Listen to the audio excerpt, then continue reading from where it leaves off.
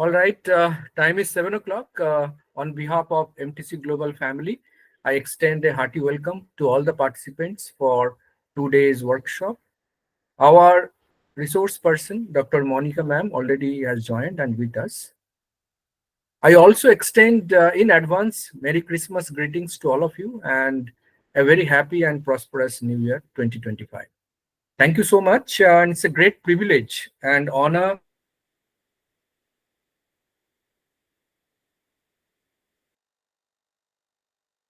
read few lines. Dr. Monika Gupta, presently working as an associate professor, marketing and general management, PhD in management, UGC NET in management, MBA marketing and information technology, having more than 15 years of teaching MBA and 4 years of corporate experience. Ma'am has published 26 papers, including Scopus, 3 edited book publication. She also has 1 patent in her credit, 2 patents filed, and 2 more are in the process. Ma'am has been honored with numerous awards and accolades over the years, and it goes on, so I just don't take much time. It's a great privilege, ma'am, to have you with us today and tomorrow. And I'm sure that this 2 days workshop would be of much benefits. Those who are now trying to explore some funding from DST, ICT, or UC, and even other corporate agencies out of their CSR fund. Thank you so much once again, all of you, and thank you, ma'am. I hand over the session to you. Thank you so much, sir, for such a wonderful introduction. I hope I am audible to everyone. Yes, ma'am. Okay, so let us start a very interesting and relevant topic that we all are keen to know more about it. So the title, as we all know, is for 2 days workshop is Writing Research Grant Proposal. The session has been framed keeping in view the research scholars who might have heard about it and might have some knowledge, but we will start from the scratch and I will adhere to the basics first. In case you want, I will show you the relevant websites and you can have as much queries as you like. So the topics that we are going to cover today are understanding grants, structure of a grant proposal, then tailoring proposals to funders like AICTE, UGC, ICSSR, etc. And tomorrow we will cover up the remaining part, that is sources of funds, common challenges and how to overcome them, then practical exercises, tools and resources, and then final tips for success. I hope you all are aware of the methodology I used to follow in my sessions. In case those who have attended sessions earlier, you have to remain active and have your paper pen ready with you and practice simultaneously so that you gain practically out of the workshop. So as far as the introduction to research grants is concerned, we all know that research grants provide critical funding for innovative projects in academia.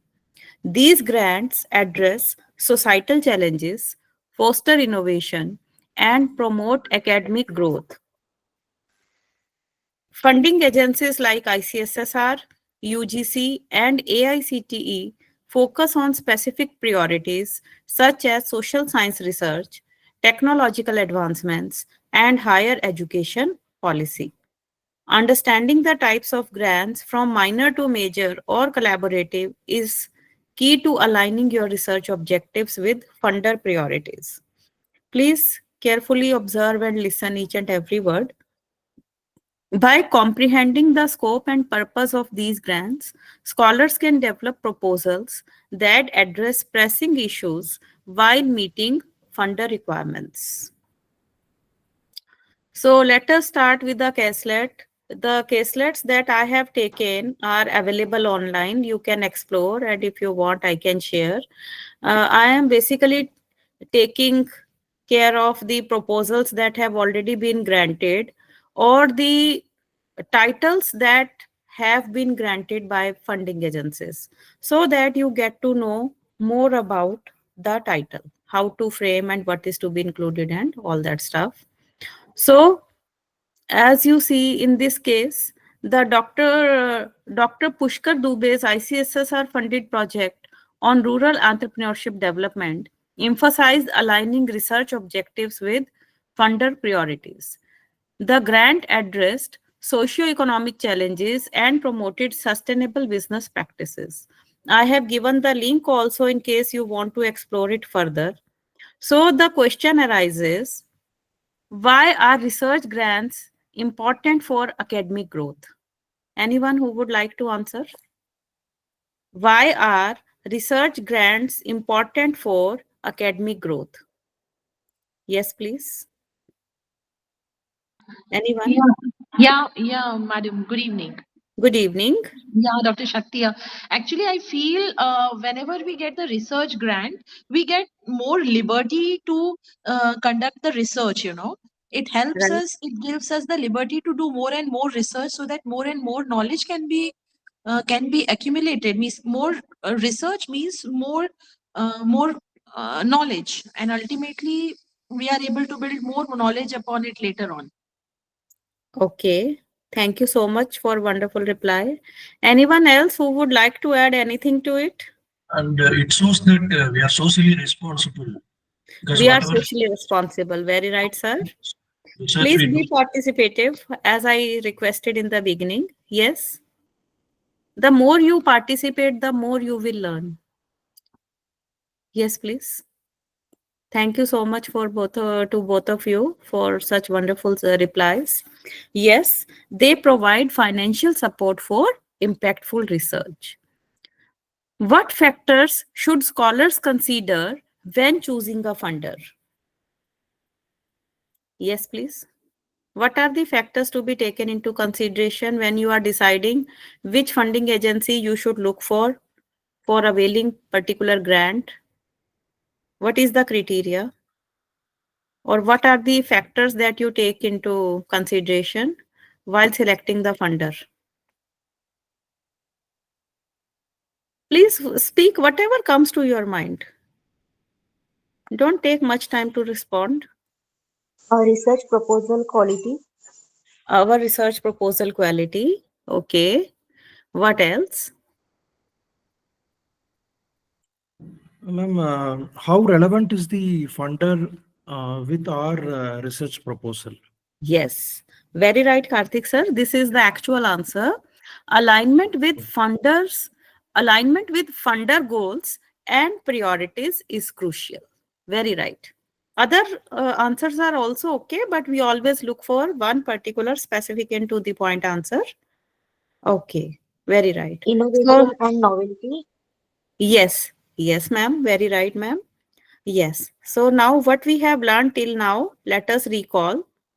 Research grants are primarily used for academic research or personal expenses. Anyone? I hope we all know the answer. What are Academic the... research. Yes, Shakti ma'am, it is academic research. Right. That is very obvious, I think. And a common funder for social sciences in India is AICTE or ICSSR. ICSSR. Right. It is ICSSR. So let us do an activity. That is why I requested you to have your pens and notebooks ready with you. So please identify two funding agencies relevant to your research interests. Identify two funding agencies relevant to your research interests. Now, what we have to do, let me explain the steps first. So, first of all, you should visit funder websites, for example, ICSSR. And then, in the second step, you should list the priority areas that match them to list your priority areas. Sorry, visit funder websites and then list their priority areas and match them to your research topic. For example, if you have opened the website of ICSSR and you have found some proposal, and then you look for the priority areas mentioned on the website in that particular proposal and match these to your research topic. Can you do it in your notebooks? And if you like, you can share your notebooks. Take 1 or 2 minutes to draft it, and then we will discuss. I'll show the responses also. One sample response also I'll show. Or if you want to speak verbally, you can speak. Anyone who would like to respond? Have you opened any website and found the priority areas? And can you match these to your research topic? Okay, let me show you one example for remaining topics. You can do it like this.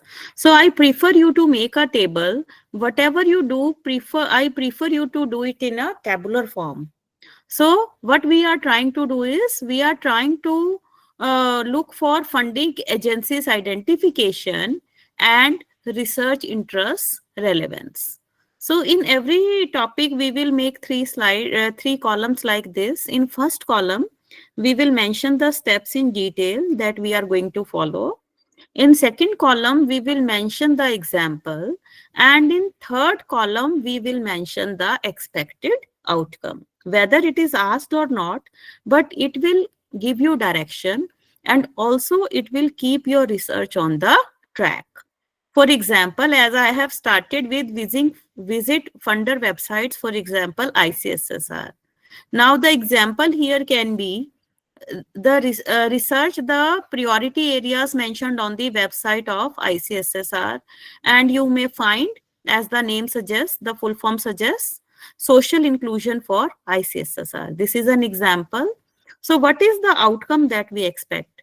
We understand the priorities of the funders. So when we are trying to submit a proposal in ICSSR, it should match their priority area related to social aspects.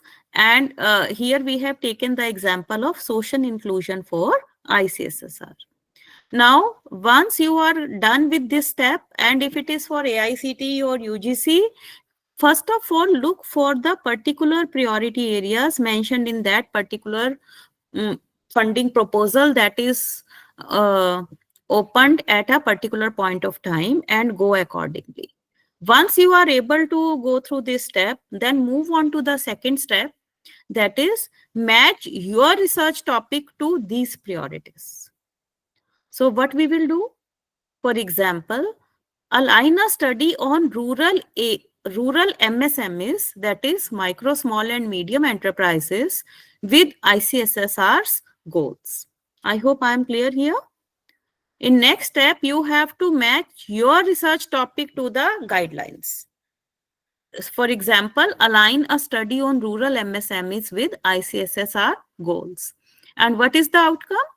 You must be able to list agencies most relevant to your work. In the third step, note deadlines for proposal submissions. This is important. Sometimes we keep on working, but we keep on submitting the proposal till the last minute, and sometimes maybe due to some technical glitch or any other, our proposal remains in draft folder. So please avoid that situation. And sometimes website becomes slow, or there may occur some last moment glitch. So please note the deadlines for proposal submissions. For example, in a particular proposal, say the ICSSR deadline is November 30, then you create a list of key dates. I hope I am clear. Yes? Yes, ma'am. Okay. Is this way okay? Should we proceed like this for other topics? Are you comfortable? Yeah, fine, ma'am. Yes. Okay, thank you. Now I'll show you the sample data and outcome. So in the previous slide here, I have tried to explain the steps followed by examples and outcomes.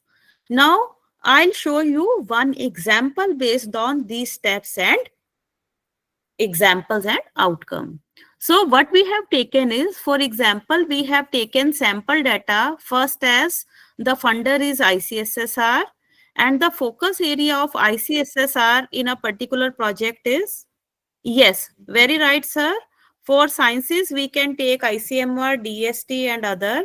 And I hope all of us are aware that we can always browse the website of online DST on a regular basis. And every time, whenever you go through that website, you will always find certain proposal. Because for certain proposals, they invite applicants they invite applications throughout the year. But it depends whether you are looking for such opportunities or not. Okay. So for funders like ICSSR, the focus area is, for example, rural development or inclusion in a particular research proposal. So the relevance to the topic that you are going to draft is study on MSME inclusion strategies. This is an example topic. Similarly, if you are looking for funder like AICTE, the focus area on a particular research proposal grant is technical education in logistics. So in such a case, you can frame topics wherein you can have usage of AI tools in supply chain management. These are examples, but you will get certain insights so that you can start effectively. So the outcome of this first topic is a prioritized list of funders matching research interests. Should we move on to the second topic? Yes? Yes, ma'am. Okay, Yes, thank ma'am. you. So I hope we are now able to understand the meaning of research grant. Up till this point, we are very clear? Thank you. Yes, ma'am.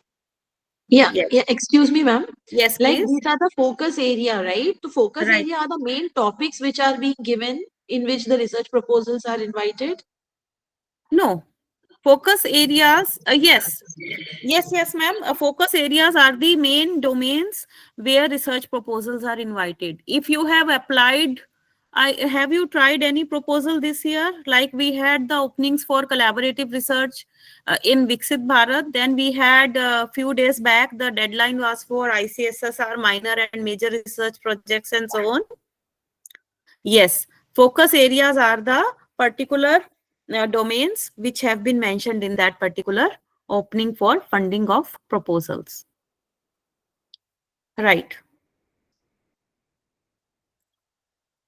Now, how to structure a grant proposal? So a well-structured grant proposal demonstrates clarity, feasibility, and alignment with funder goals. The title and abstract summarize the research, providing a clear snapshot for evaluators. Yeah, this is very, very important that we should focus on the viewpoint of evaluators. We know whatever is there in our mind, whatever is given in the proposal, what they are looking for. But ultimately, what we are going to submit is going to get evaluated. So we have to think from the perspective of evaluators also while drafting the proposal. That is important. So the objectives outline measurable goals, whereas methodology section explains the approach and tools to be used. A detailed budget justifies expenses, ensuring transparency. Additional components like impact statements and timelines further strengthen the proposal by emphasizing societal relevance and feasibility. By adhering to this structure, applicants ensure their proposals are compelling and funder focused. So what we should do, what should be there in the proposal with limited timelines and limited word limit, that we are able to draw the attention of the funders, plus we are able to get the grant. So perspective of evaluators is important. So again, I'm trying to take the example of Dr. Jaipal Singh's ICSSR project proposal. If time permits, I'll show the proposals at the end by sharing these proposals on the screen. But try to have an idea. Dr. Jaipal Singh's ICSSR project proposal included a detailed methodology and timeline, aligning with ICSSR's funding objectives for impactful social science research. So what are the essential sections of a grant proposal? I hope all of us are aware. Important sections of a grant proposal. First is the most important. It is, please speak. Title, objectives. Topic. Very right. The first is title. After title and before objectives is? Is it Yes. abstract, ma'am? Abstract. Very right. Abstract. Yeah. First is title, then abstract, then objectives. After objectives, it is? After Methodology. objectives. Yes, it is methodology. And last is? Yeah. All these are there. Yeah. And after methodology, we should focus on one important part, that is, Budget. we are discussing just the important ones. The budget. Yes, it is budget. Very right. So the essential sections of a grant proposal are title, abstract, objectives, methodology, and budget. So how does a timeline improve a proposal? We all prefer to give timeline in the proposal. Like if a proposal is of 2 years or 3 years or 1 year duration, we divide it further into certain timelines. So what is the significance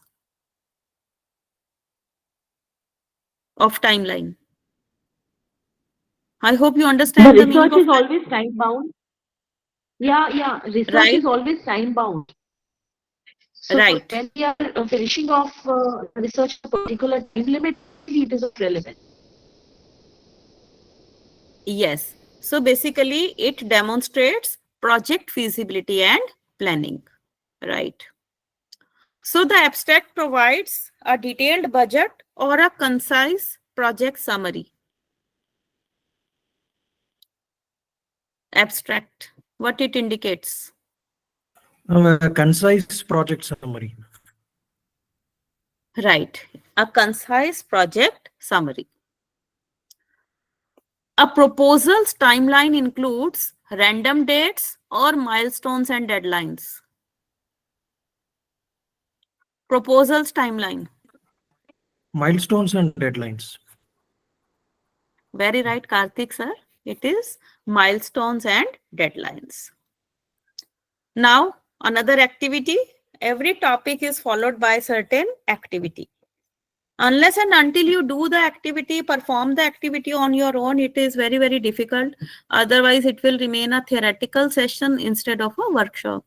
So I prefer you to do it in your notebooks. Draft an abstract for a research project. You have to draft an abstract for a research project. So how to do it? What will be the first step? Let me show the steps first. First is define the research problem that you have identified and then summarize objectives, methods, and outcomes.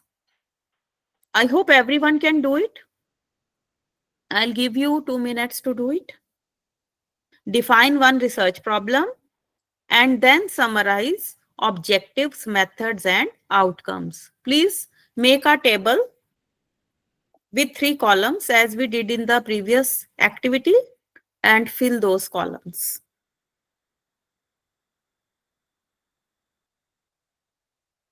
First of all, define the research problem and then summarize objectives, methods, and outcomes. I hope all are doing. Okay, let me show. So, what we are doing while abstract draft objectives outline. First, we define the research problem This is the step. For example, low digital adoption in rural areas. And the outcome is every time you have to make these 3 columns, steps, example, and outcome. So when you define the research problem, for example, low digital adoption in rural MSMEs, the outcome is clear research focus. Second, summarize objectives and methods. For example, the objective is to increase MSME digital literacy by 20%. Because we know the definition of objectives, that objectives are quantifiable, time bound, and another is objectives are time bound, quantifiable, and open-ended or closed-ended.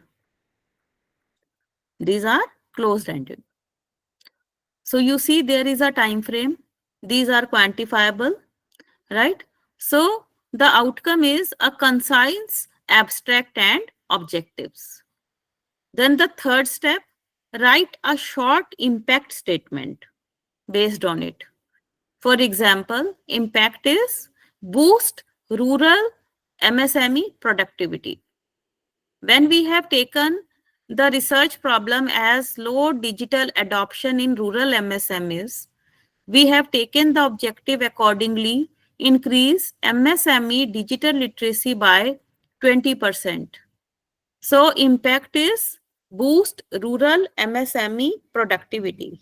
I hope the center column is clearly indicating objective and impact based on the problem. And the outcome of this impact is to enhance funder understanding. Is this clear? This slide is very important.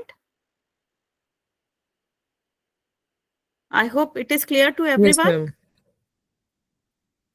Okay, thank you so much for the response. Now, let us see the sample, abstract, and outcome.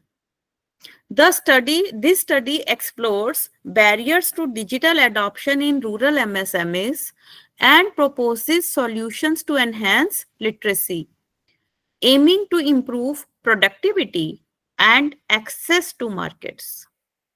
Should I repeat again? This study explores barriers to digital adoption in rural MSMEs. First is exploring barriers. Second, proposing solutions to enhance literacy. Third, aiming to improve productivity and access to markets. So every word that we write must be thoughtful and must be effective and clear. No ambiguity should be there. So the outcome is a clear, abstract, and measurable objectives. I hope this statement is clearly defining the abstract and objectives are measurable. Right? So let us move on to the next topic, that is tailoring proposals to funders. So tailoring proposals to funders significantly increases the likelihood of the approval. Begin by researching the funders' goals and past funded projects. I hope if you go through the website of ICSSR or any other funding agency, you can always find a list of projects that have been funded, maybe in a tabular form, maybe in the form of a PDF, but with tables. What are the topics that have been assigned funding and who are the applicants? So you can always find such a list, and thoroughly going through these topics again and again for which the funding has been granted, you can get an idea about that particular category of the projects. I have downloaded certain lists and I'll share with you, but these are also available on the websites of the funders. So at the end, I'll show, let us go through the concepts and the activities first. So basically, this helps identify their priorities and align your objectives accordingly. For example, AICTE emphasizes technological innovation, whereas ICSSR focuses on social inclusion. Reviewing successful submissions provides insights into structuring and emphasizing key aspects of the proposal. Customizing your proposal ensures relevance, demonstrating that your research aligns with the funder's mission and objectives. So, an AICTE funded project focused on integrating AI tools into logistics education. Now see how the topic changes with the change in the funder. Earlier we have discussed it for ICSSR and we were focusing on social inclusion. Now we are taking the case of AICTE and now we are focusing on technological adoption.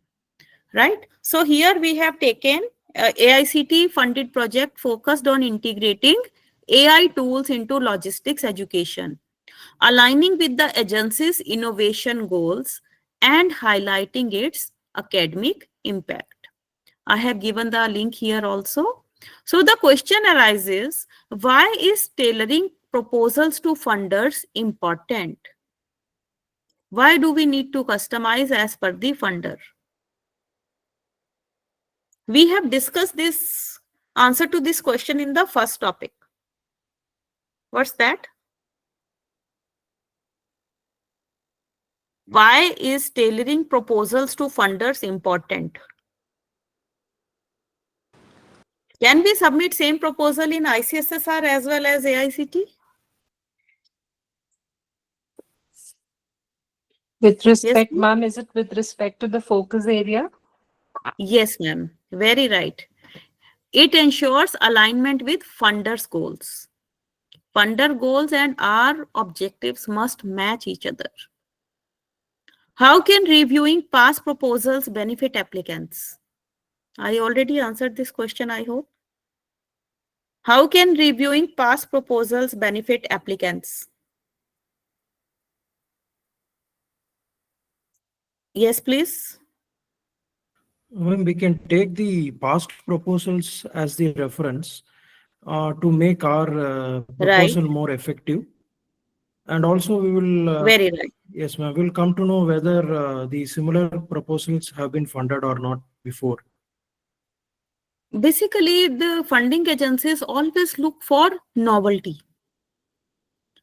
So if you have certain concept in your mind and going through the existing topics on which the funding has already been given, you will get to know how, where your idea or your topic stands. Is it novel? Will it contribute something or not? Or it is already existing and someone has already taken grant on its basis. So look for novelty also. So basically it offers insights into successful proposal structures. So tailoring a proposal involves ignoring funders' goals or aligning research with funder priorities. What it is? B, ma'am. Right, it is B, aligning research with funder priorities. Reviewing past proposals help in avoiding funder guidelines or understanding expectations. Reviewing past proposals. It is? Understanding expectations, ma'am. Very right. Understanding funder expectations. So that is one of my objectives, that when you attend any workshop, whatever you gain here only. No need to spend extra time. Okay. Now another activity, match your research objectives to ICSSR's focus areas. Here in place of ICSSR, based on your area of interest, you can take any other funding agency like DST or anything else based on the domain. So match your research objectives to ICSSR's focus areas. It is an example. So what will be the steps? First step, visit the website of the concerned funding agency such as ICSSR. And second step, identify a relevant priority area. So would you like to do it or should I show the response? It's better you do it, at least practice in your notebooks. Make 3 columns. First is steps, second is example, and third is outcome. Just 2 or 3 steps, not much. Here I have given only 2 steps. Okay, let me show. So matching research objectives with funders' priorities. As we have discussed, the first step is to review funders' mission and priorities. For example, ICSSR prioritizes social science research. The outcome is understanding funder focus. Second, align your objectives with these priorities. As we have seen, the priority is social science research. So the objective can be digital adoption in MSMEs aligned with rural development goals. I hope this objective completely aligns with the funder priorities. So the outcome is tailored proposal objectives. So focus on the center column always. If the funder priority is social sciences research, accordingly you can frame the objective. For example, digital adoption in MSMEs aligns with rural development goals. We are talking about rural development here. Now sample data and outcome. So the funder priority is social inclusion in ICSSR, and research objective is to enhance digital literacy in rural MSMEs. To enhance digital literacy in rural MSMEs. So I hope this you can clearly see here, rural MSME and social inclusion. Perfect mapping with each other. That is important. So rather than focusing on developing the proposal, first focus, give it a thought, find the main words, spend time on identifying what is mentioned in the proposal, what they are looking for, and what you are going to provide to them in response while filing the proposal. So the outcome is proposal aligned with funder expectations. That is very, very important. Irrespective of the quality of the proposal, if it doesn't match with funder expectations, then why should they grant funding to us? So key components of a grant proposal. A grant proposal's structure is its backbone. Ensuring funders clearly understand the project's purpose and execution. Start with a compelling title and abstract summarizing the research problem and approach. Objectives must be SMART. I hope all of us are aware of the full form of SMART. S for Specific, specific, M Measurable, measurable, A achievable, achievable, R realistic, yes. Sometimes it is mentioned as realistic, sometimes it is mentioned as relevant. And T for time bound. very important, time bound. So objectives must be SMART, that is specific, measurable, achievable, relevant or realistic, and time bound. The methodology section elaborates on research design, sample selection, and data collection techniques, ensuring feasibility. A detailed budget justifies costs, aligning with the project's goals. For example, ICSSR emphasizes transparent budgets that align with the academic and societal objectives. Properly structured proposals showcase a project's clarity, feasibility, and alignment with funder priorities. This is one benefit in submitting ICSSR proposals, that they already guide us. They are very transparent as far as the budget part is concerned. How much percentage to be given to research associate, how much should be given on, the equipments or field work or everything. And you can put your proposal in that particular ratio accordingly. Now a caselet. Dr. Jaipal Singh's ICSSR funded project included specific objectives such as enhancing rural entrepreneurship through skill development.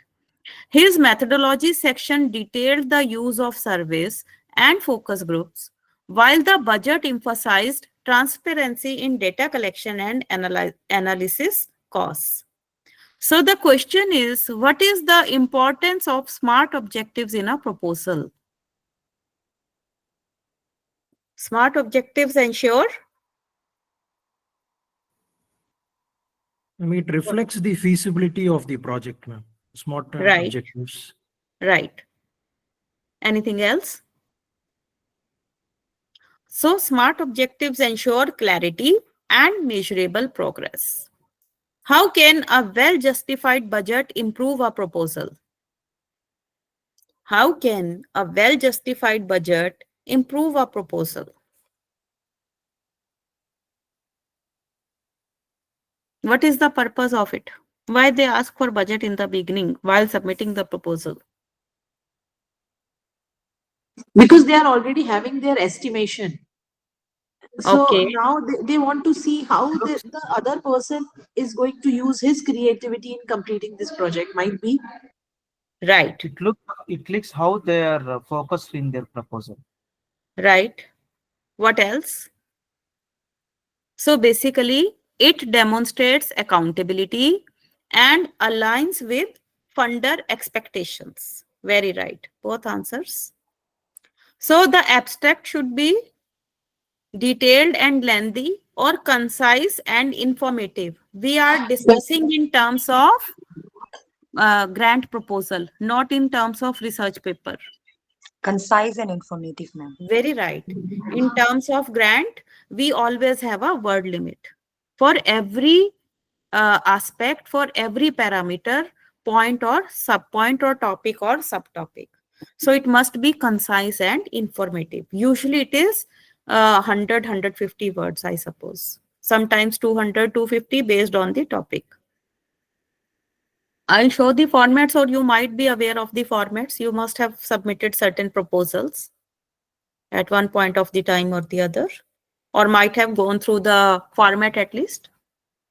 That is why I'm not showing here in the beginning, because I take it as you are already familiar with these things. Otherwise, I'll show it at the end if time permits, or I'll share in the group, WhatsApp group. The methodology section includes financial Research design and tools. Very right, Shakti ma'am. It is research design and tools. Now, activity time. Draft a concise abstract and outline objectives for a study on adoption of digital finance in rural areas. So you have to draft a concise abstract and outline objectives. I am sure if you perform every activity in this session, 2-day session, you will be ready with the proposal that you can submit in times to come. Whenever any proposal opens, you can simply submit it if you are doing it parallelly. So it is up to you. You can identify funder, you can identify your topic based on your research area, and you can do it simultaneously. Okay, so what should be the steps? Break proposal into sections. First. Second, write a draft for each section. Third, review for logical flow. There must be a flow. Sentences should not be independent. Logical flow must be there. So there are 3 steps. I'll share only 1, 2, or 3 steps only in every topic we are discussing. Breaking proposal into sections. Write a draft for each section. Review for logical flow. Make 3 columns. What are these 3 columns? Steps, followed by examples, followed by outcomes. That is the standard pattern that we are taking. Now let us see how. So the main components, identification and structure of a proposal. First step, break proposal into sections. What are the sections we have already discussed? Title, abstract, objectives, methodology, and budget. No doubt there are other sections like introduction, LR, and many more references, but we are focusing on the important ones. Outcome is clear proposal structure. Second, write a draft for each section. The objective is boost digital literacy in 12 months. If the duration of the project is 12 months, as in case of minor projects by ICSSR and funding up to 10 lakhs. There the time frame is, I suppose, to 12 months. And for major projects, it is 24 months. Am I right? You can check the website also. Okay. And the outcome is drafted proposal sections. Third, review for logical flow. What does it mean? Try to understand with the help of an example that ensure all sections align with the objectives. And the outcome is cohesive proposal. This is again important.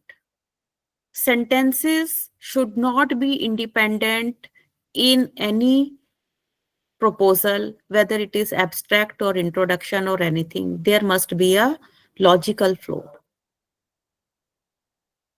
Now, sample title. This is the outcome. Enhancing digital literacy in rural MSMEs, bridging the digital divide. Now I hope we are ready with the title. Up till now. So all of you must be ready with the title of the project you are going to submit in 2025, such as enhancing digital literacy in rural MSMEs, bridging the digital divide. Dr. Vijay, you were about to say something, please. Nothing, madam, nothing. Okay. Now let us move on to the next concept, that is crafting objectives and impact statements. Objectives and impact statements are critical in demonstrating a project's purpose and relevance. Objectives define what the research aims to achieve, such as promoting digital literacy or enhancing supply chain efficiency. Impact statements articulate the project's broader contributions to society, academia, and policymaking. For example, an ICSSR funded project on digital literacy highlighted its potential to empower rural women, aligning with national inclusion goals. Crafting clear objectives and impactful statements ensures that funders recognize the project's value, making the proposal more compelling. For example, a UGC-funded project aims to improve e-learning access in rural schools. Its objectives included training 200 teachers and enhancing digital infrastructure, while its impact statement emphasized bridging the urban-rural education gap. So, why are impact statements crucial in grant proposals? Yes, please. Why are impact statements crucial in grant proposals? Basically, yes. These showcase the societal and academic value of the project. Second, how do objectives contribute to a proposal's success? This I hope everyone is aware. How do objectives contribute to a proposal's success? Contribution of objectives in the proposal. It will be checked whether organization or not. Can you please repeat, ma'am? Your voice was cracking. Shakti, ma'am? Signals ka issue hai, ma'am.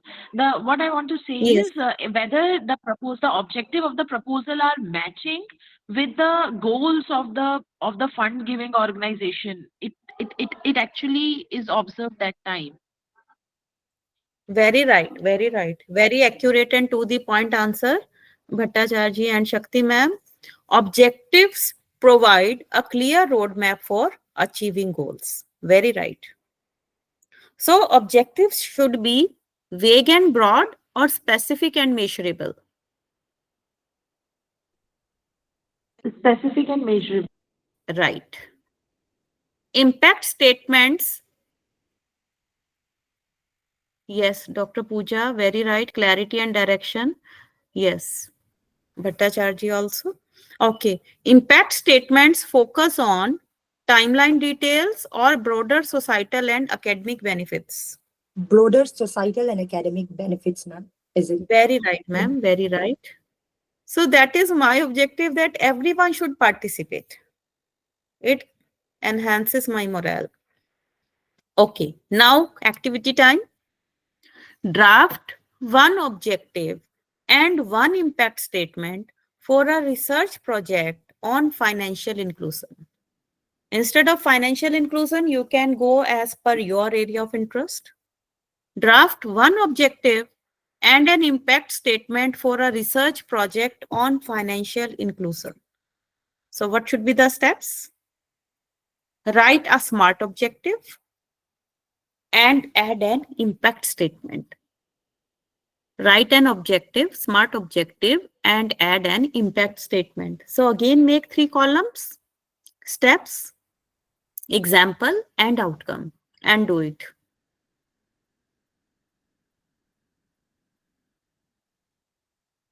I'm not going to ask you because you might want to keep it confidential, the topic you are working on. But I want you to be ready with the research proposal at the end of the workshop. It should be handy, because this is what is always suggested. Keep your proposals handy with you. Whenever any opening arises, you spend less time drafting, more time refining it and submitting it.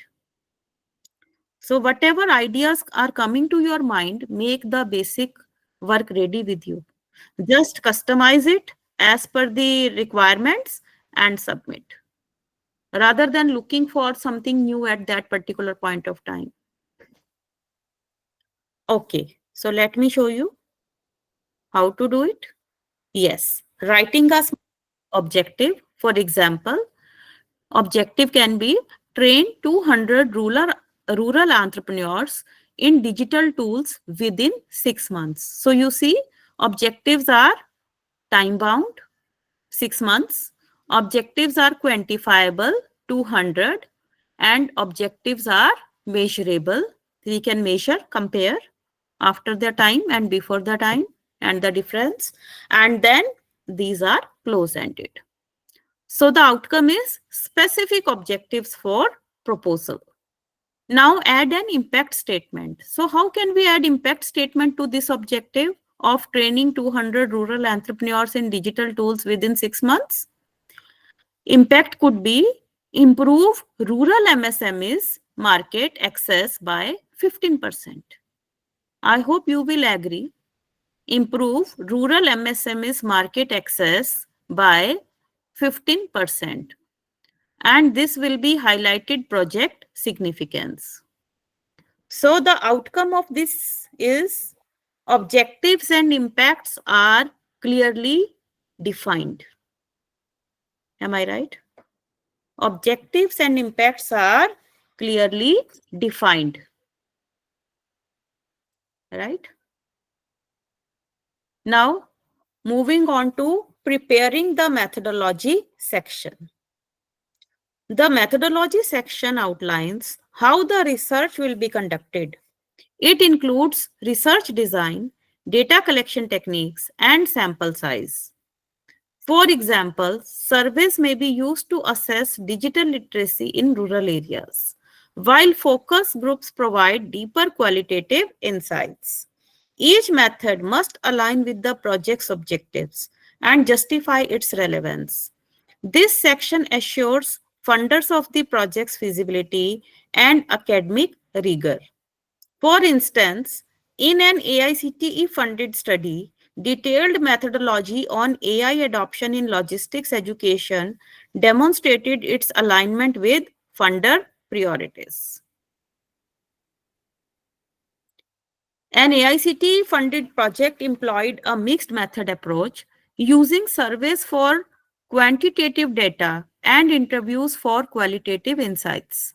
Its methodology ensures comprehensive analysis of green technology adoption in SMEs. So, what are the essential components of a methodology section? I hope we all are aware. Important or essential components of a methodology section. First is Sample size, sample unit. okay.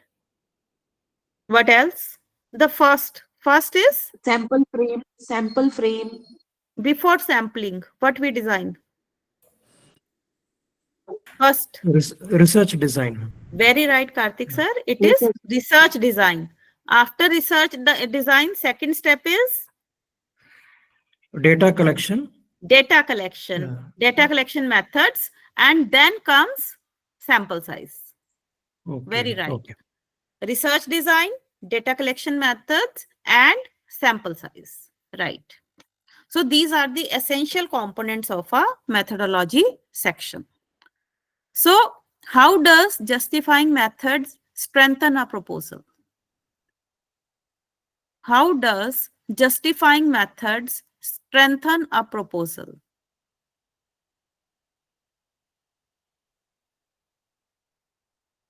It ensures funders understand the project's feasibility.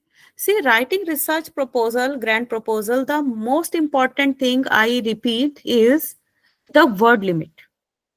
We have to specify everything within the specified words that they have mentioned for each and every topic. And I hope in case you are submitting proposals on a regular basis, you must be aware that some of the websites are even mentioning the characters. The space is given for say 200 characters or 250 characters or 500 characters, not even words. So how many words will be there in 500 characters or 200 characters? That we should know. So limited words, but everything we have to express what we want to. Okay. The methodology section includes budget details or research design and tools. Methodology. Design and tools, ma'am. Very right. Research design and tools. Justifying methods helps in ignoring funder priorities or demonstrating project feasibility. Demonstrating project feasibility. Demonstrating project feasibility. Very right, very right. Demonstrating project feasibility. Again, activity time. Outline a methodology for a project studying rural entrepreneurship. Outline a methodology for a project studying rural entrepreneurship. So what will be the steps? First, define the research design. Second, select sample size and tools. Define the research design and select sample size and tools. So make 3 columns, steps, then example, and then outcome. And do it. I'm giving you some time so that you can recollect your thoughts. At least you are able to find one topic, and you are able to identify some funding agency, and you are able to draft what should be the components which should be there in abstract, what should you add in your research methodology. You can elaborate it later, but you can have your what should I say, the first draft of the proposal ready with you. Okay. Now see, if you are able to make all the topics I am showing today, you will be ready with your proposal. You simply need to elaborate it further. Okay.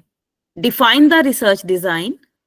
For example, mixed method, that is surveys and focus groups. Outcome will be detailed methodology section. Second step, select sample size and tools. I hope you are aware of the method of or the formula of identifying sample size. Sample, for example, 500 MSME honors, and the tool that you can use may be questionnaires based on the study that you are going to conduct. This is just an example, as I mentioned.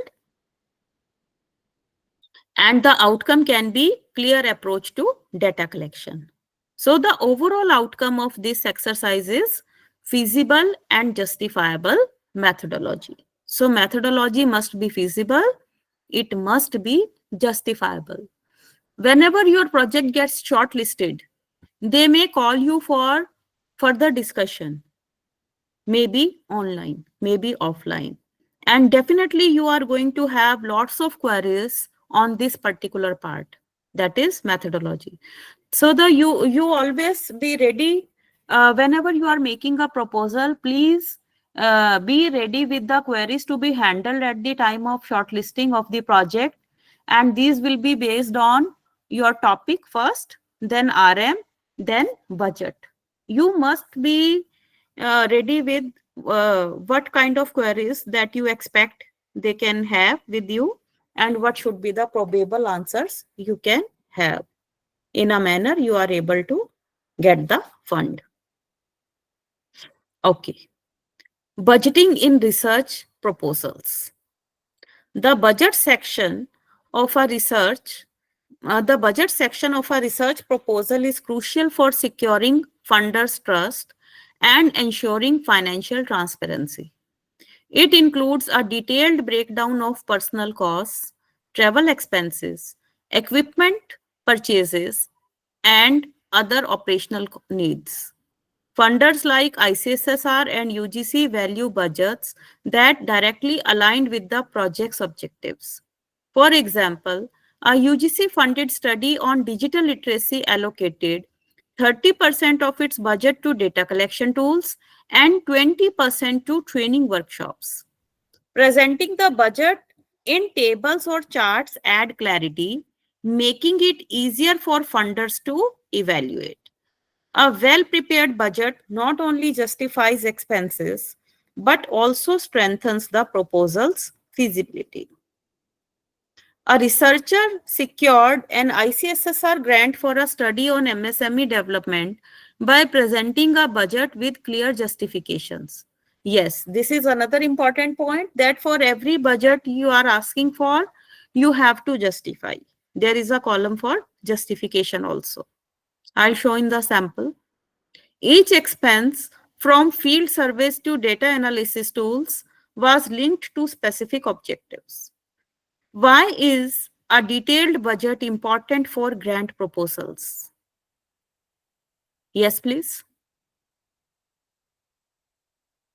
Why is a detailed budget important for grant proposals?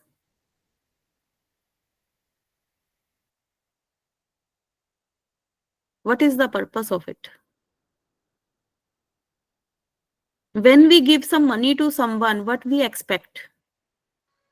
Accountability, ma'am. Accountability, right. And it has to be exhaustive. It has to be exhaustive. Very right, Shakti ma'am. It ensures funders understand how funds will be used. That is very, very important. We should be able to justify. We are looking for a grant of 10 lakhs or 20 lakhs. What we are going to do with it? And how we will be able to convince them that their money is in safe hands and will be well utilized for the cause that is being mentioned. What are the key components of a research budget? Key components. Personal, travel, equipment, and operational costs. I'll repeat. Personal, travel, equipment, and operational costs. The rest depends on the proposal. A research budget should be vague or provide a detailed breakdown. Detailed breakdown. Very right. Very right. The most important aspect of budgeting is alignment with objectives or using arbitrary figures. Alignment with objectives, ma'am. Very right. Alignment with objectives. Activity time again. Create a sample budget for a study on financial inclusion. Create a sample budget for a study on financial inclusion. So the steps will be identify major expense categories, and second, allocate funds proportionately. Allocate funds proportionately. So make 3 columns: steps, examples, and outcomes. So the first step for a sample budget creation for a research proposal is identify key expense categories such as personnel, travel, and equipment. And the outcome is comprehensive budget draft. Second, allocate realistic amounts. For example, for personnel, you may allocate 2 lakh rupees. And for travel, you may allocate 50,000 rupees, but you have to justify. You have to mention currency also. Since you are applying in India, it is obviously in INR. So the outcome could be transparent expense details. So this is how you need to practice on. Now see the sample data and outcome. I hope you are able to understand the difference. Here we are discussing the process, the steps, and with the help of an example. And here we are discussing the sample data followed by its outcome. So the categories could be personnel, travel, and equipment. Amount, say for personnel, we are allocating 1 lakh rupees as per the study. Now you have to justify purpose or justification. And what you can write here: for hiring research assistants. Obviously, they'll go to field, they will collect data, they will have certain expenses, or you may need to pay them for the work. So you have to mention for hiring research assistants. Second, travel. Say, for example, based on your study, you have allocated a fund of rupees 50,000 and you have to justify that it is required for field surveys in rural areas. So in personal, it means we are mentioning the salary that we are going to give, maybe for 6 months or 1 year, whatever is the time duration you have allocated. And in travel, you are mentioning the expenses related to field survey, maybe in rural area or the area of study. I hope now it is clear the difference between the two. That is why the justification or the purpose is required. And we should be able to justify the amount we have mentioned with the category. And you have to specify it in this justify column. Third, equipment. Amount is, say, 30,000 rupees we have mentioned. And we will specify here for survey tools and software. And the outcome can be students create a justified budget plan. Here I would like to add something important, like you should not ask for funds related to infrastructure or anything that your university or institute is supporting. They are already providing support. Because at that time, if you are asking for funds and they are aware, it is very obvious that you are having such facilities, then the justification becomes irrelevant. So always give a deep thought on what you are mentioning as a category in budget and the amount you are mentioning and the justification or the purpose. Be very careful. If you are able to manage anything of these, maybe based on the support provided by the university or the institute, or self-support is feasible in that case, please avoid mentioning it. Otherwise, it will become unrealistic budget. And another important thing is, suppose you get the grant, then while submitting the report, you should again be able to justify that where you have utilized these funds or the funds have been properly utilized. So while submitting the proposal and after getting the grant and submitting the report, both times it is very, very important. Everything revolves around funds here. So the most important part, and this is followed by writing an impact statement. An impact statement is vital for demonstrating the significance of your research. It outlines the potential benefits to society, academia, and policy making. For example, a project on e-learning access in rural areas could highlight its role in reducing educational inequalities. Effective impact statements align with funders' goals, showcasing both short-term achievements and long-term transformations. ICSSR funded projects often emphasize societal inclusion, while UGC initiatives focus on academic contributions.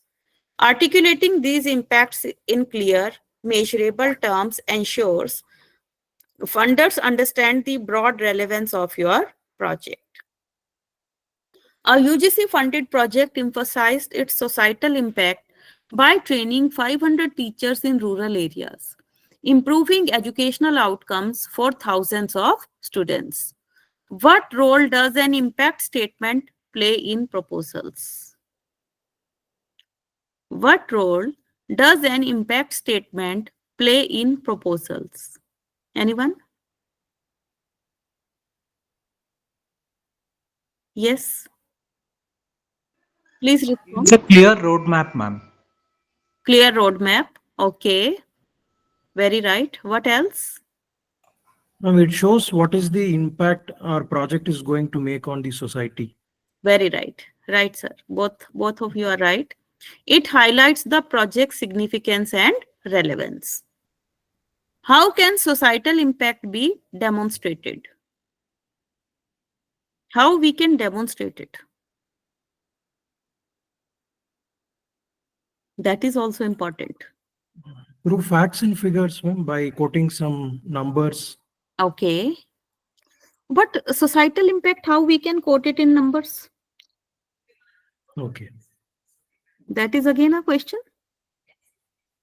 Yes, ma'am. Yeah. So what should we do? So how can societal impact be demonstrated? So by showcasing measurable benefits to target groups. So that is how the questions come up. We should be able to justify this is what I'm trying to say in the beginning or sometime back. Like whenever your project gets shortlisted and you are invited for further discussion, whenever any such query comes, we should be ready with the right answer. So you can mention by showcasing measurable benefits to target groups, right? This is my viewpoint and my suggestion. Impact statements focus on financial details or societal and academic outcomes. Societal and academic outcomes. Very right. Societal and academic outcomes. An effective impact statement should align with funder goals or be generic and broad. Yes, effective impact statement should. I hope it is easy. Align with funder goals, ma'am. Very right. Align with funder goals. Whenever we get stuck, just think of the main topic or the previous topic or the subtopic that we are discussing. We know we are attending a workshop on what? Writing research grant proposal. So obviously the queries are related to it. That is also one of the ways to find the answer in case we get confused. Just go to the previous topic, subtopic, then the previous subtopic, and then the main topic. Just go backward, you will find the clue. Now, activity time again. Draft a 2-sentence. See, only 2-sentence. Draft a 2-sentence impact statement for a project on green technology adoption. Draft a 2-sentence impact statement for a project on green technology adoption.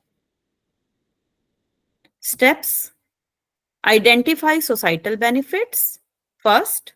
Second, link to funder priorities. Now, how we will link it? Again, a question?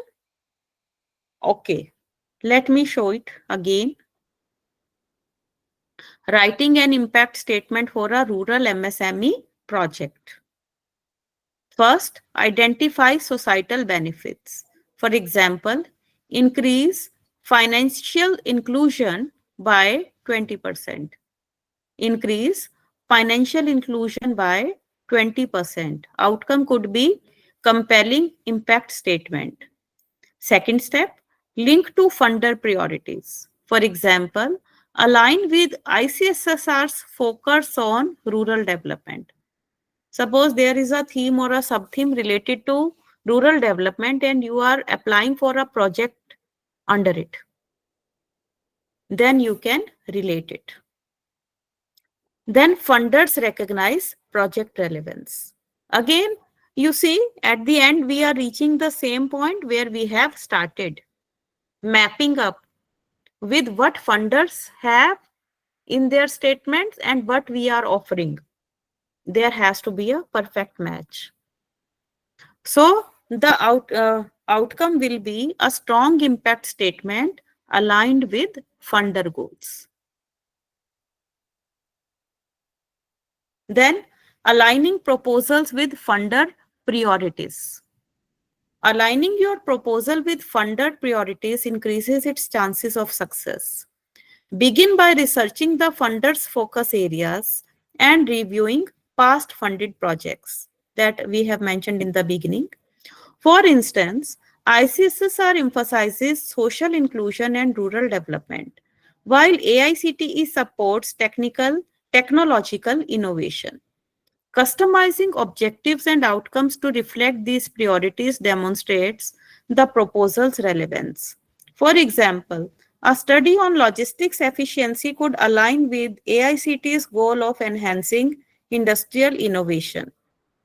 By tailoring your proposal to meet funder expectations, you show your understanding of their mission, improving the likelihood of the approval.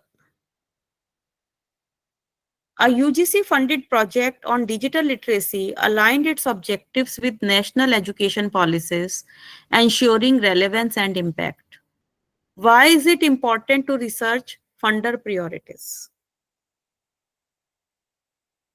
Why is it important to research funder priorities? It ensures alignment with funder's mission.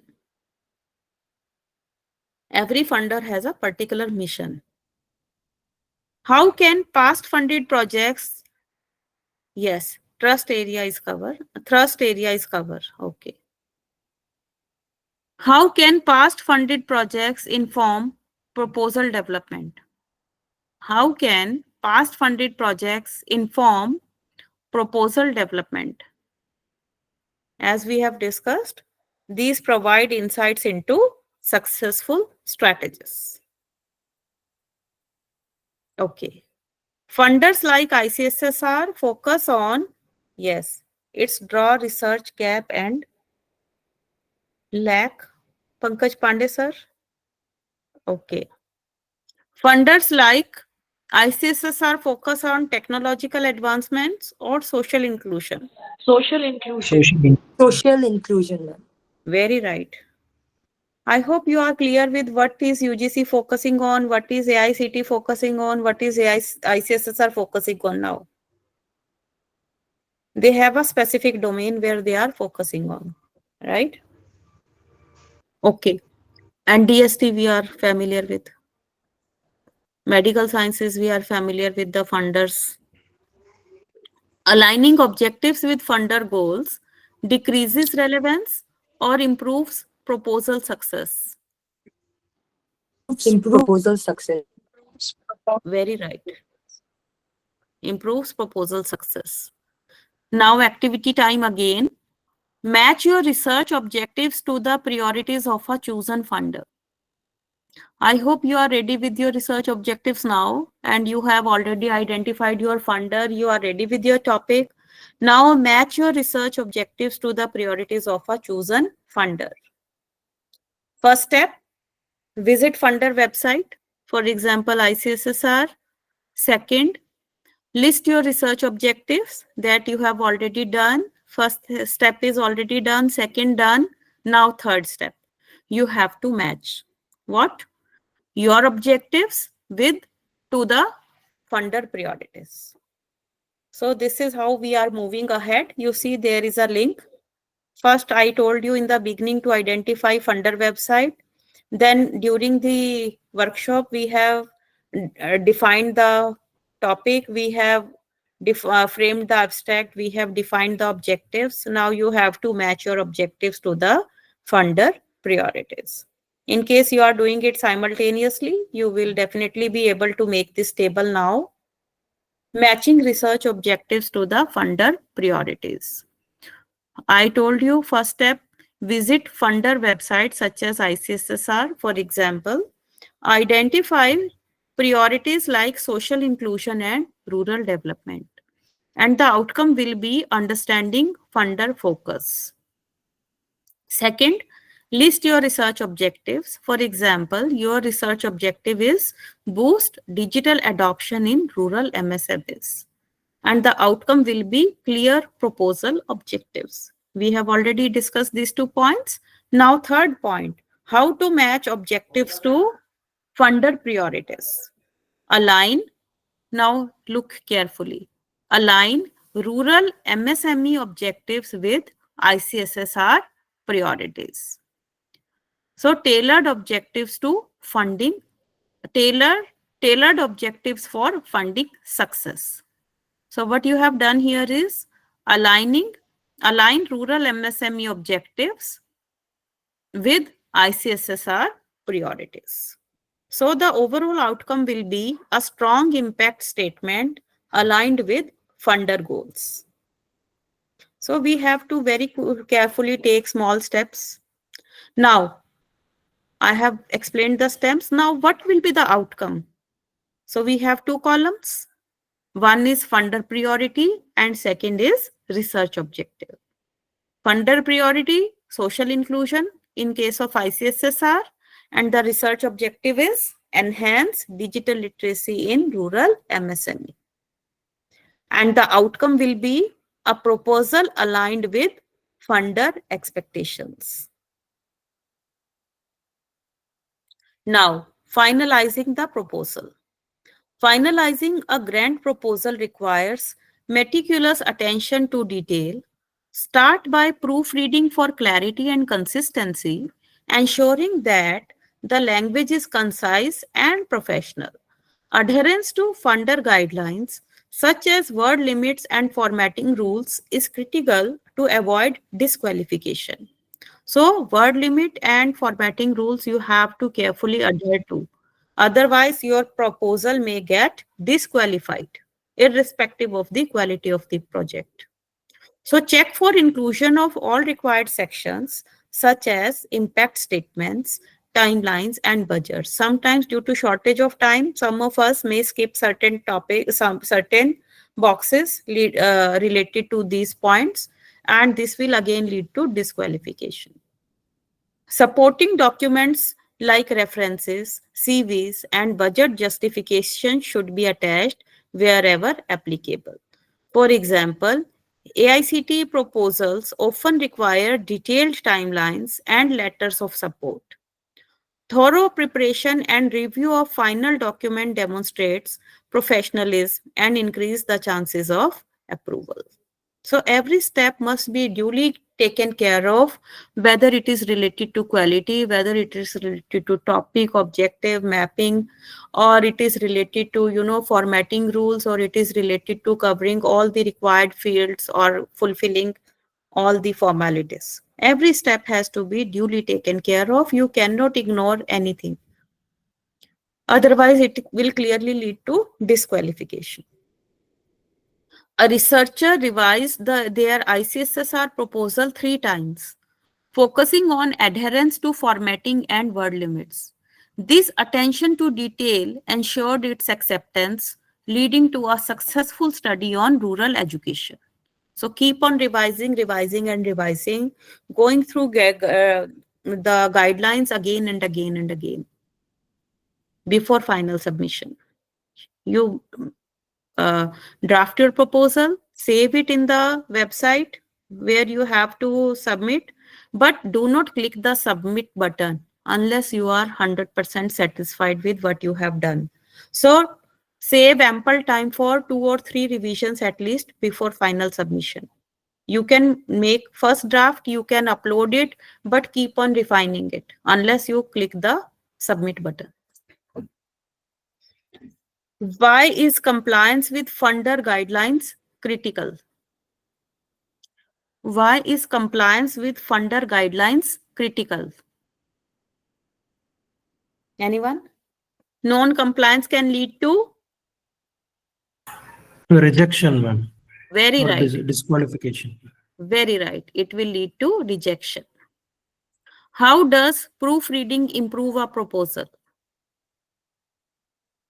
How does proofreading improve a proposal? Errors can be corrected, ma'am, when we do the Very right. proofreading. Yes. Pandey sir, very right. Reading too much important, it refines the work. Okay. It ensures clarity and professionalism. So save ample time for this also. Finalizing a proposal involves ignoring funder guidelines or proofreading and compliance. Very right, Pankaj sir, Pandey sir. Yes. Finalizing a proposal involves, right. Bhattacharji, also right. Proofreading and compliance. Supporting documents may include random attachments or budget and references. Budget and references. Very right. Budget and references. Now activity time again. Proofread and finalize a sample proposal for submission. Steps. Check formatting against funder guidelines.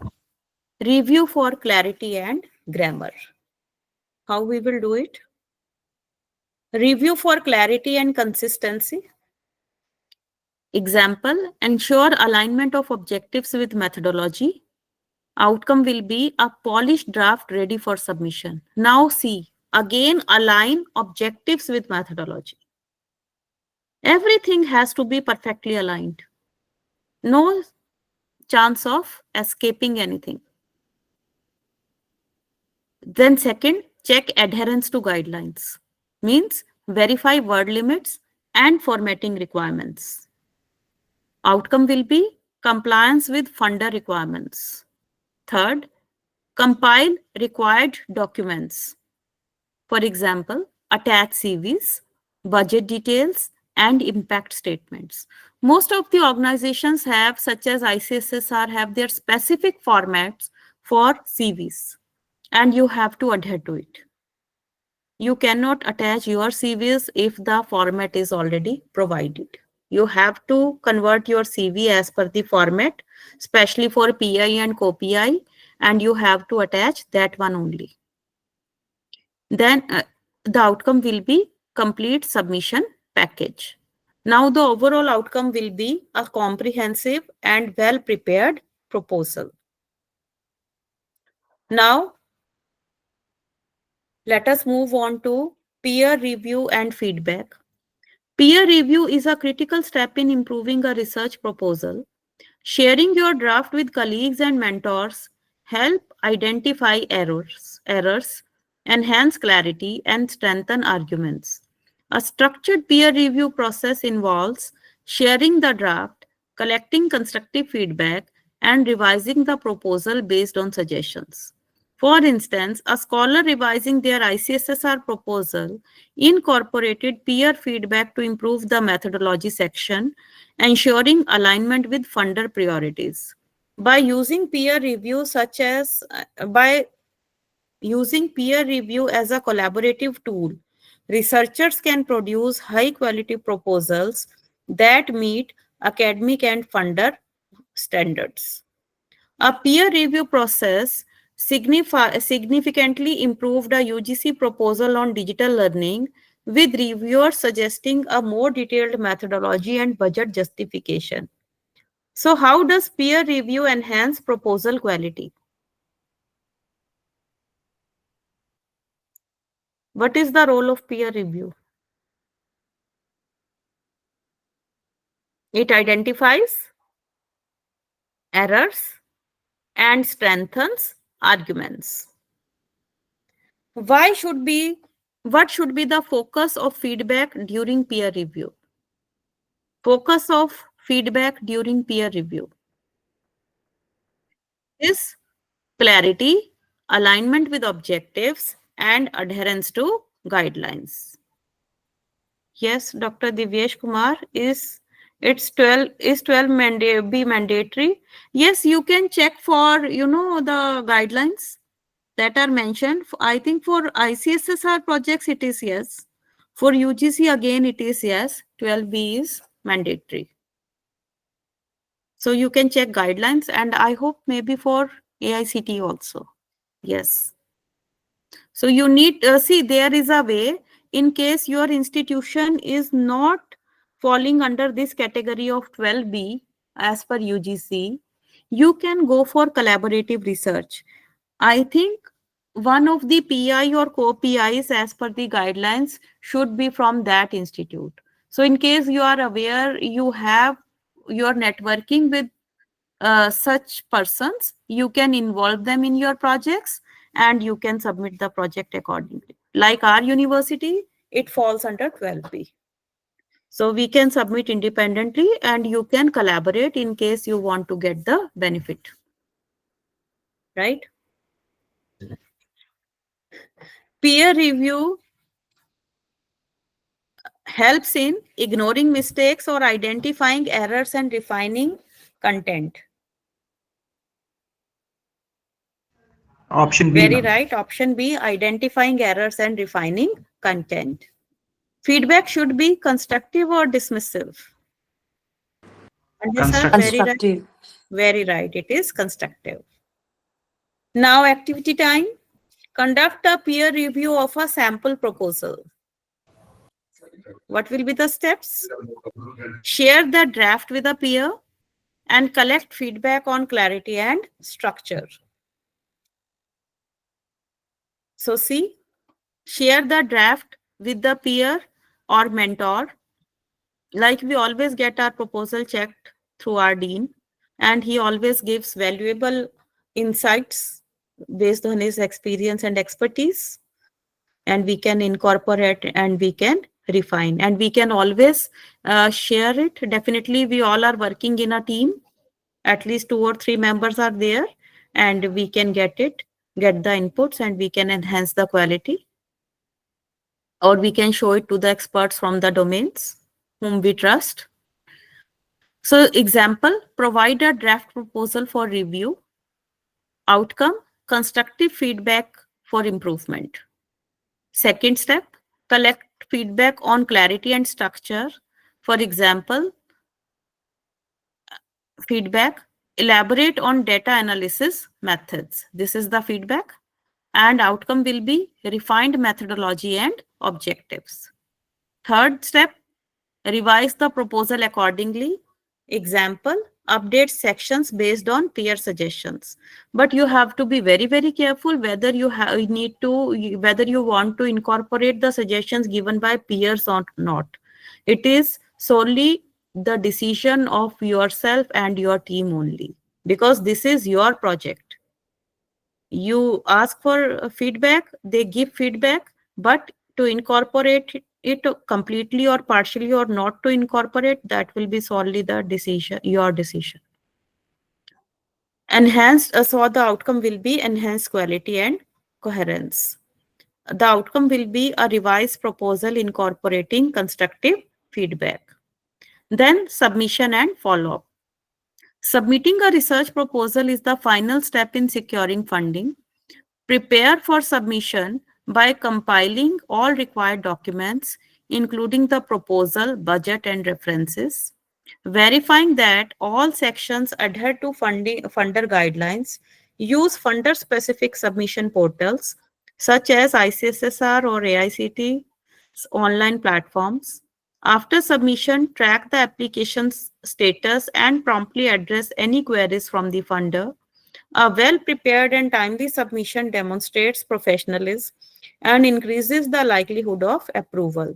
For example, timely follow-up on a UGC proposal ensured the researcher received valuable feedback for revisions. A researcher used ICSSR's online portal to submit their proposal, ensuring all documents were complete. Timely follow-up secured approval for a project on social entrepreneurship. Why is post-submission follow-up important? To keep up the deadlines, ma'am. Right. It ensures timely responses to funder queries. Very right. Second, what are common errors to avoid during submission? Last minute submission Right. and submitting without reviewing. Very right, sir. So basically, missing documents or non-compliance with guidelines. The common mistake, as I have given a clue earlier, we have CVs of all the PI, co-PI ready with us. And when we are about to submit or upload the documents at the last minute, we just notice that they have a specific format. But we are left with no time to modify the CVs as per the format. So we can avoid such things. Or we might not be having updated CV of any of the important applicants. Submission platforms include general email or funder-specific online portals. Yes? Funder-specific online portals. Very right. Every funder has its own specific portal. Follow-up ensures application status is tracked or no further communication. Application status is tracked, ma'am. Very right, ma'am. Now activity time. I hope this is the last activity of the day. Simulate an online submission process using a sample portal interface. Steps: upload the completed proposal and documents and verify submission details. Now, first step, access a sample submission portal. For example, ICSSR online portal for grant proposals. Outcome will be familiarity with submission processes. Second, upload the proposal and supporting documents. For example, attach CVs, budgets, and references. Outcome will be a complete and accurate submission. Third step will be verify submission and track status. For example, check submission acknowledgement. And outcome will be confirmation of submission. So the overall outcome will be participants gain hands-on experience with the online submission process. Now here, one of the major challenge that we come across on every website while filling the proposal online is, unless and until you complete page 1, you cannot move on to page 2. Normally, in case of ICSSR also, first the PI has to fill up all the details related to academic qualification and personal information and all that. But you want to see what are the various fields till the submission.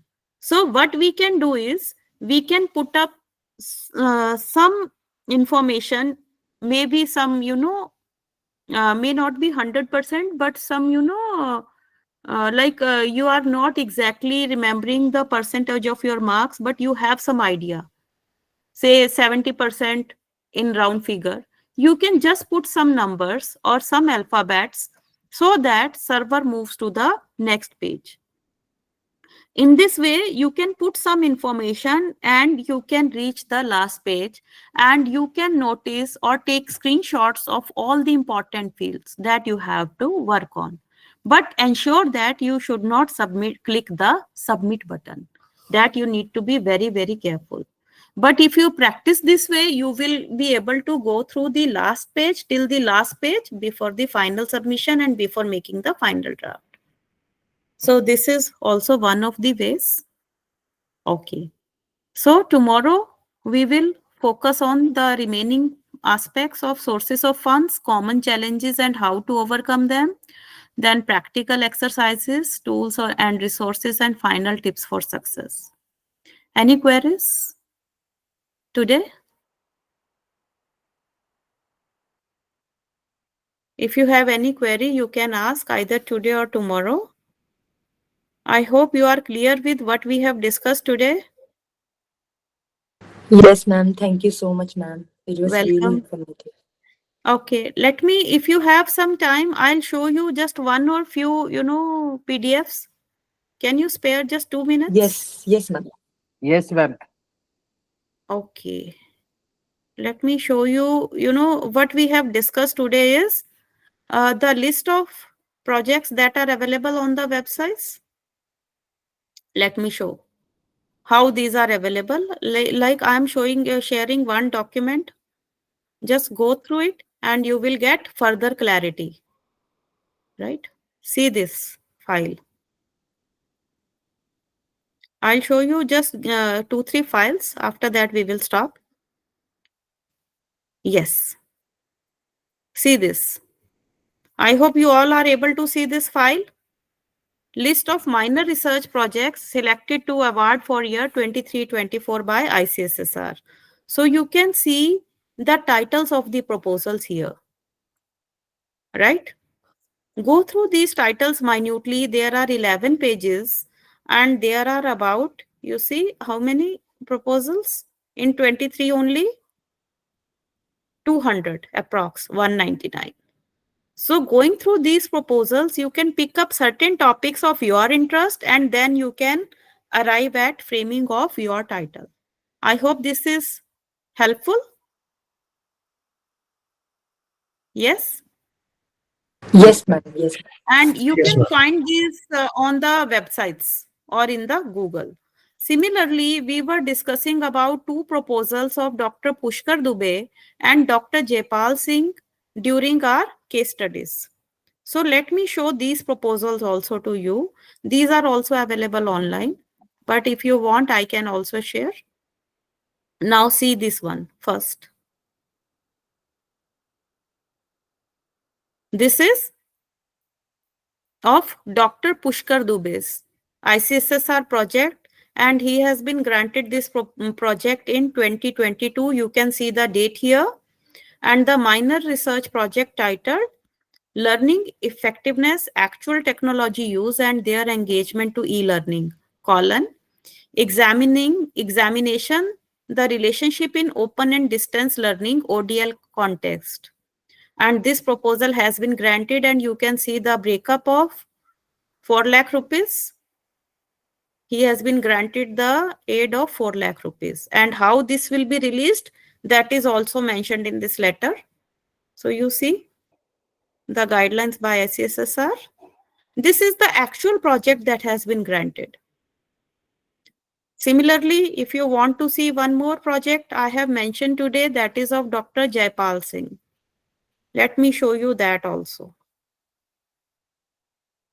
I hope you will gain some insights and you can start implementing on this. Yes.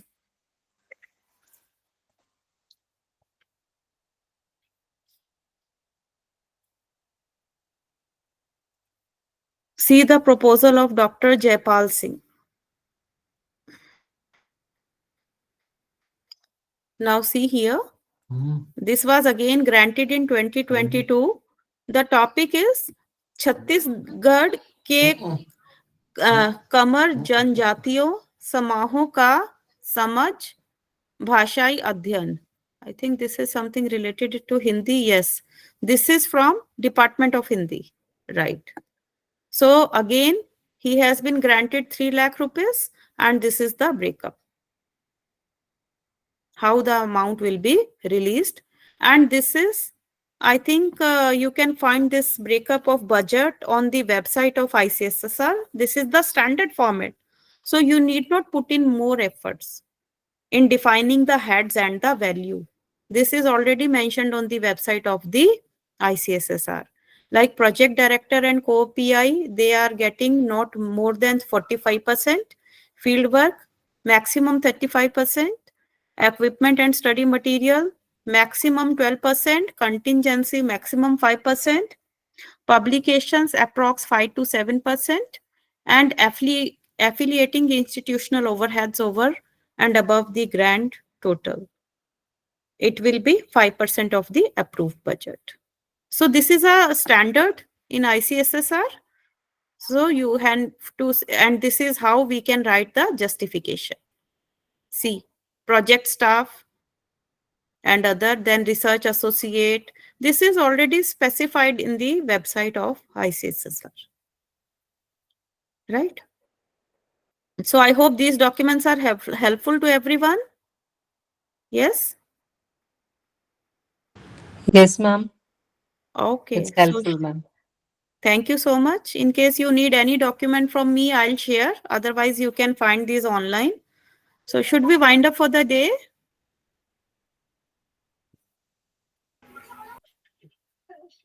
Yes, ma'am. Thank you so much, sir. Yes, thank you so much, madam. Thank you so much. Welcome, ma'am.